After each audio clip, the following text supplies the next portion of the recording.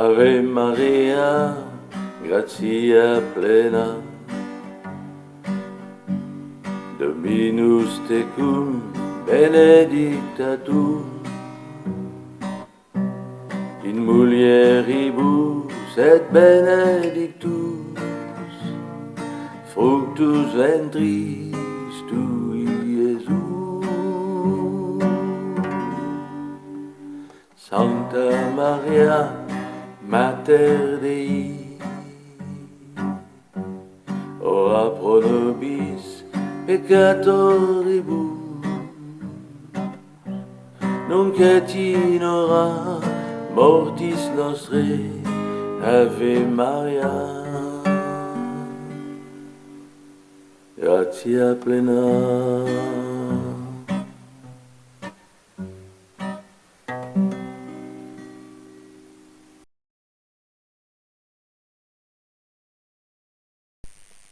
Au nom de l'amour du Père, de la paix du Fils et de la joie du Saint-Esprit, ainsi soit-il.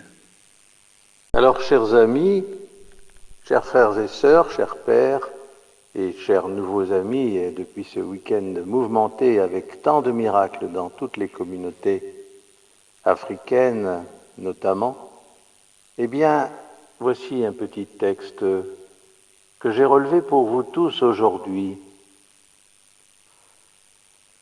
C'est à cause de ces insignes infinis qui sont la sainteté et la vérité et qui appartiennent à notre Seigneur Jésus-Christ par l'hypostase divine, que tout genou doit fléchir devant lui, dans le ciel, sur la terre et dans les enfers. Il est aussi appelé ici saint et vrai en qualité de chef de ses membres et de son corps qui est l'Église.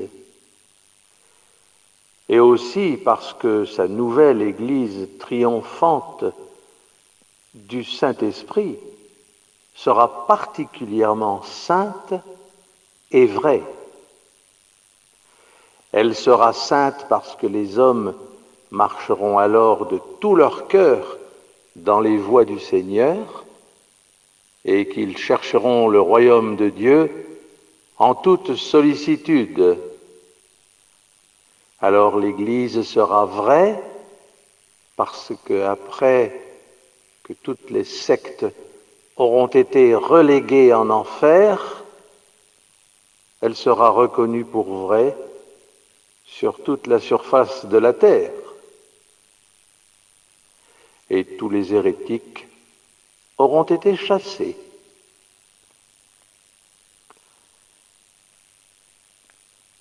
Qui a la clé de David? On entend par ces mots la puissance royale et universelle que possède le Christ sur son Église, une puissance qu'il conservera jusqu'à la consommation des siècles, en exécution de la volonté et des conseils de Dieu le Père. Tout pouvoir m'a été donné dans le ciel et sur la terre.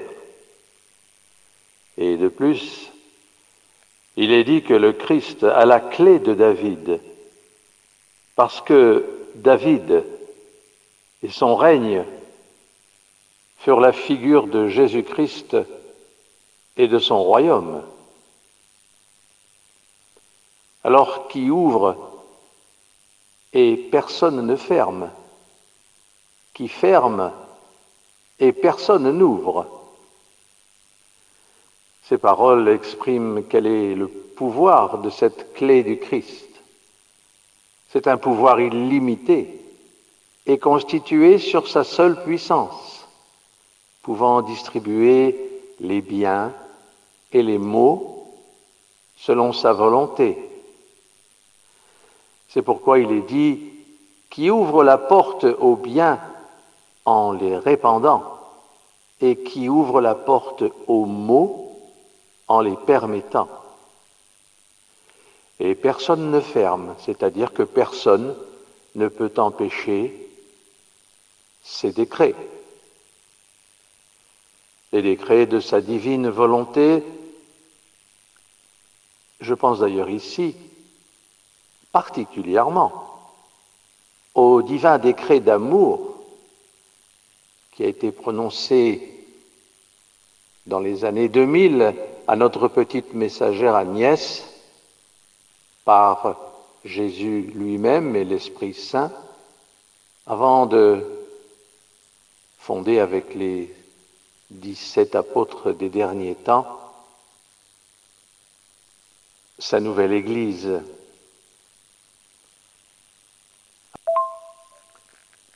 Alors, eh bien, pour cette nouvelle Église, il a été dit que les portes de l'enfer ne prévaudront point contre elle. Et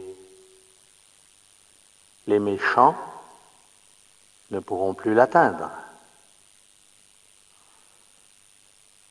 Il est dit, cette porte qui ferme et que personne n'ouvre, c'est-à-dire que par contre, il va faire disparaître en son temps les maux de son Église et lui rendre ses biens.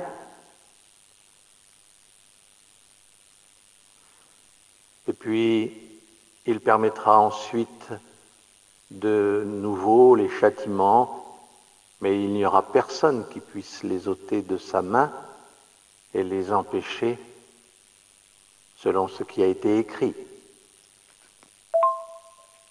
Alors, mes chers amis, ces paroles sont pleines de consolation, car elles décrivent la félicité à venir, cette félicité qui consistera dans l'interprétation vraie et claire et unanime de la Sainte Écriture.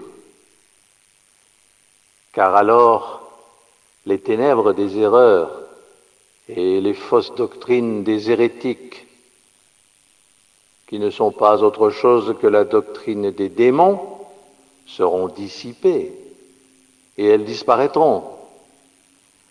Les fidèles du Christ, répandus sur toute la surface du globe, seront attachés à la nouvelle Église triomphante du Saint-Esprit, dans l'unité de la foi et dans l'observance des bonnes mœurs.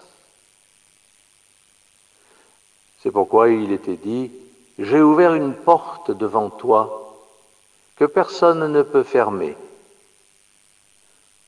c'est-à-dire avec une intelligence claire et profonde de la Sainte Écriture,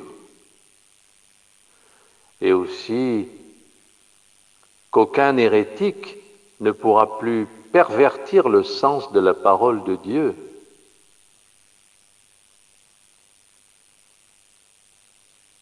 Parce que par la puissance du monarque qui est déjà annoncée, et aussi du grand pontife, par son autorité et par l'unité des princes qui viendront, les plus pieux, toutes les hérésies et l'athéisme seront proscrits et bannis de la terre. On y déclarera le sens légitime de la Sainte Écriture, qui sera enfin crue et admise par tout le monde, parce que Dieu aura ouvert la porte de sa grâce par le Saint-Esprit, ce qui doit réjouir à tous ici notre cœur. Parce que, mes chers amis, cette félicité qui concernera bien sûr tous ceux qui mettent notre saint habit de la croix glorieuse, eh bien, consistera dans un nombre immense de fidèles. Et alors tous les peuples et les nations afflueront vers une seule bergerie, et ils y entreront par la seule porte de la vraie foi. Alors c'est ainsi que s'accomplira bien sûr la prophétie de Saint Jean, qui disait « Il y aura un seul pasteur et un seul bercail », et aussi celle de Saint Matthieu qui disait « Cet évangile du royaume sera prêché dans tout l'univers, comme un témoignage pour toutes les nations, et alors la fin arrivera. »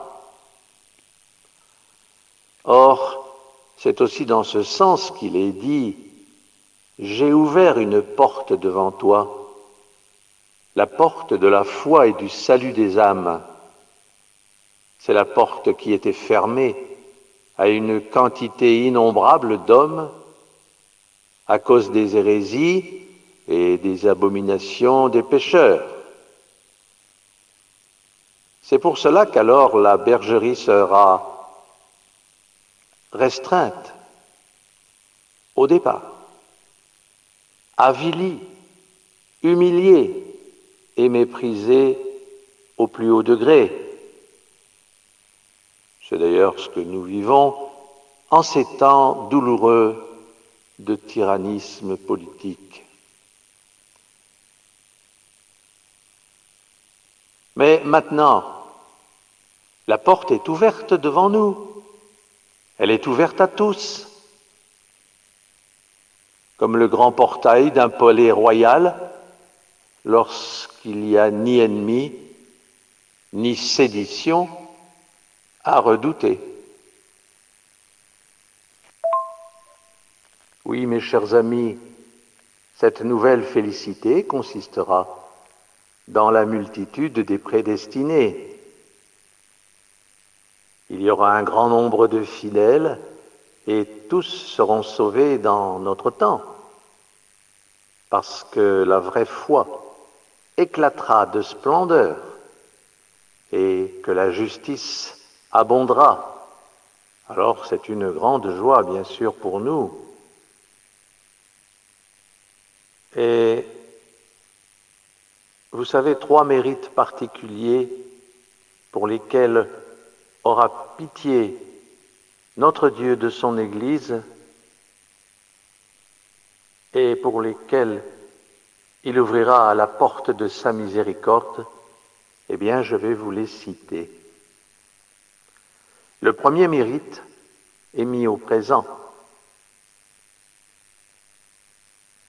Parce que tu as peu de force. Alors ces paroles expriment l'industrie des serviteurs de Dieu qui emploieront avec prudence et avec zèle le peu de force qu'ils auront reçu de lui. Et ils obtiendront ainsi de très grands fruits par la conversion des pécheurs et des hérétiques. Et c'est ce grand effort qu'ils auront fait, surtout au commencement de notre ère nouvelle, pour opérer ces conversions, que Jésus-Christ récompensera par une grande prospérité.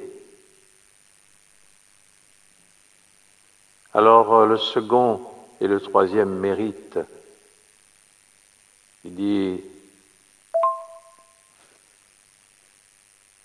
Tu as gardé ma parole et tu n'as point renié ma foi. » Et il souligne cette constance et cette persévérance que les serviteurs de Jésus et de l'Esprit Saint, dans leur foi et dans leur amour, mettent au service de notre Père éternel. Car vers la fin des temps, ceux-ci ayant peu de force, s'élèveront néanmoins contre les pécheurs qui auront nié la foi à cause des biens terrestres. Ils s'élèveront aussi contre certains prêtres qui, s'étant laissés séduire par la beauté et par les attraits des femmes, voudront abandonner le célibat Or, au temps où le démon jouira d'une liberté presque absolue et universelle,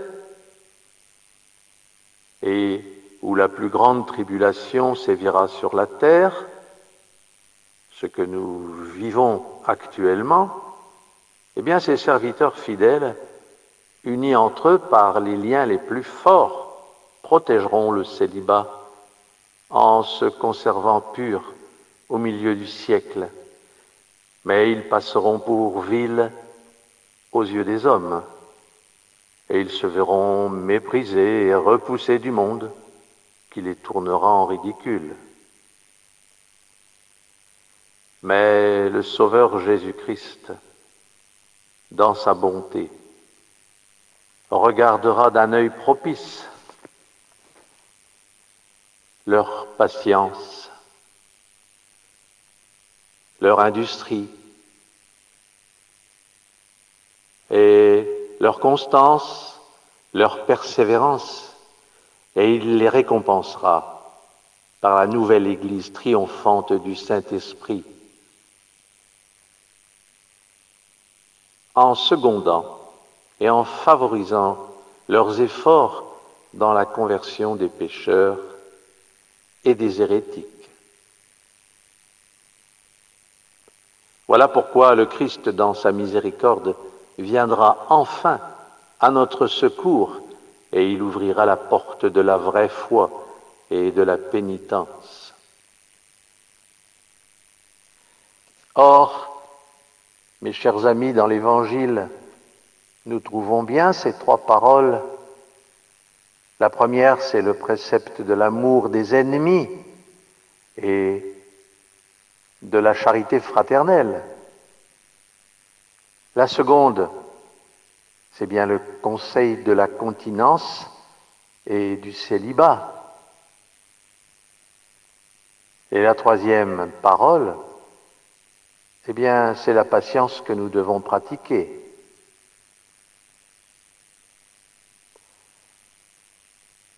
Jésus disait, si quelqu'un vous a frappé sur la joue droite, présentez-lui encore l'autre. Et à celui qui veut disputer en jugement avec vous et vous enlever votre tunique, eh bien, abandonnez encore votre manteau.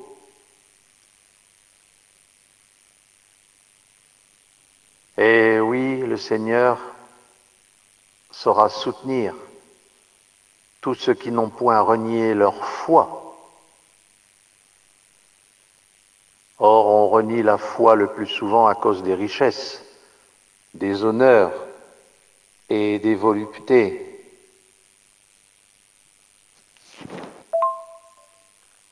Et donc, chers amis, les nouveaux serviteurs du Christ, eh bien, mèneront une vie humble, sans rechercher les dignités ni le pouvoir. Alors ils seront méprisés et ignorés des grands, mais ils s'en réjouiront. Ils sacrifieront leurs revenus pour les pauvres et pour l'édification et la propagation de l'Église, l'Église du Saint-Esprit, sa nouvelle Église catholique, qu'ils aimeront comme leur mère. Et ils marcheront dans la simplicité de leur cœur, en présence de Dieu et des hommes.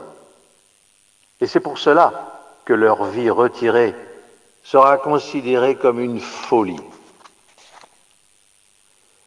La sagesse de ce monde consiste à retenir ce qu'on possède et à l'augmenter. Mais les vrais fidèles, au contraire, mépriseront les biens et les honneurs terrestres, et ils se préserveront de souillure avec les femmes.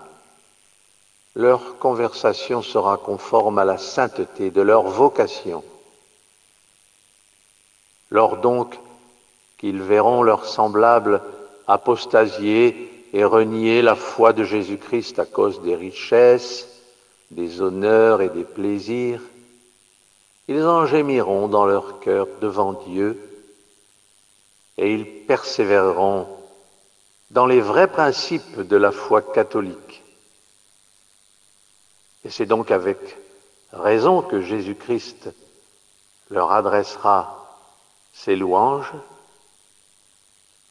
Vous n'avez point renié ma foi. Alors, chers pères, nouveaux pères, qui sont bienvenus dans la nouvelle Église triomphante du Saint-Esprit, eh bien, c'est avec une grande joie que je vous ai lu ces petites paroles pour que vous teniez bon le cap avant les nouveaux événements qui se préparent. Amen.